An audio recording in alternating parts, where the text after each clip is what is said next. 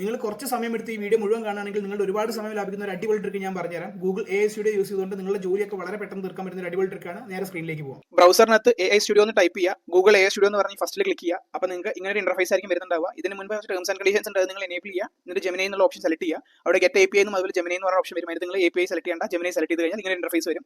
ഇവിടെ നിങ്ങൾക്ക് സ്ട്രീം എന്ന് പറഞ്ഞ ഓപ്ഷൻ ഉണ്ട്, നമ്മൾ അവിടെയാണ് സ്ട്രീം ചെയ്യാൻ പോകുന്നത്. അതിന് മുൻപ് ഞാൻ ഇവിടെ ഒരു ഡോക്യുമെന്റ് ഉണ്ടാക്കി വെച്ചിട്ടുണ്ട്, എക്സൽ ഷീറ്റ് ഉണ്ടാക്കി വെച്ചിട്ടുണ്ട്. കുറച്ച് റാൻഡം സാലറിയും സ്പെൻഡും ഇട്ട് വെച്ചിട്ട് സേവിങ്സ് എത്രയാണെന്നാണ് എനിക്ക് അറിയേണ്ടത്. അപ്പോൾ ഇതിനുള്ള ഫോർമുല എന്താണെന്നുള്ളതാണ് ഞാൻ ഇവരോട് ചോദിക്കാൻ പോകുന്നത്.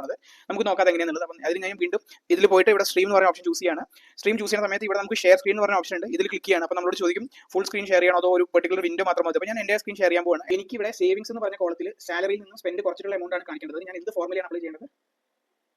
Equal to A2 minus B2 എന്നാണ് ഫോർമുല. ഇത് എൻ്റർ ചെയ്താൽ നിങ്ങൾക്ക് സാലറിയിൽ നിന്ന് സ്പെൻഡ് കുറച്ചുള്ള എമൗണ്ട് കാണാൻ പറ്റും. ഓക്കെ, ഇനി എനിക്ക് പെർസെന്റേജ് ഓഫ് സേവിങ്സ് കാണണമെന്നുണ്ടെങ്കിൽ എവിടെയാണ് ഈ സാലറിയിൽ നിന്നും എൻ്റെ സേവിങ്സ് എത്രയാണ്, അപ്പോൾ അതിന്റെ പെർസെന്റേജ് എത്രയാണെന്ന് പറയുന്നത് ഞാൻ എന്ത് ഫോർമുലയാണ് ഈ ഡീൽ യൂസ് ചെയ്യേണ്ടത്? Equal to C2 divided by A2 എന്നാണ് ഫോർമുല. ഇത് ഉപയോഗിച്ച് നിങ്ങൾക്ക് സേവിങ്സിന്റെ പെർസെന്റേജ് കാണാൻ പറ്റും. എന്നിട്ട് ആ സെല്ലിന്റെ ഫോർമാറ്റ് പെർസെന്റേജ് ആയി മാറ്റുക. അതെങ്ങനെയാണ് പെർസെന്റേജ് ആക്കി മാറ്റുക? പെർസെന്റേജ് ആക്കി മാറ്റിയത് സെല്ലിൽ ക്ലിക്ക് ചെയ്യുക. എന്നിട്ട് മുകളിലുള്ള ഫോർമാറ്റ് മെനുവിൽ പോയി നമ്പർ സെലക്ട് ചെയ്യുക. അതിൽ നിന്ന് പെർസെന്റേജ് സെലക്ട് ചെയ്യാം. ഗൂഗിൾ സ്പ്രെഡ്ഷീറ്റിനകത്ത് ഈ AI സ്റ്റുഡിയോ വെച്ച് ചെയ്യുന്ന ചെറിയൊരു കാര്യം മാത്രമാണ് ഞാൻ നിങ്ങൾക്ക് കാണിച്ചു തന്നത്. ഇങ്ങനത്തെ ഒരുപാട് കാര്യങ്ങൾ നമുക്ക് ചെയ്യാൻ പറ്റും. നിങ്ങൾ കുറച്ച് എക്സ്പ്ലോർ ചെയ്ത് നോക്കുക. എന്തെങ്കിലും വെറൈറ്റി ആയിട്ട് കാണാൻ താഴെ കമന്റ് ചെയ്യുക.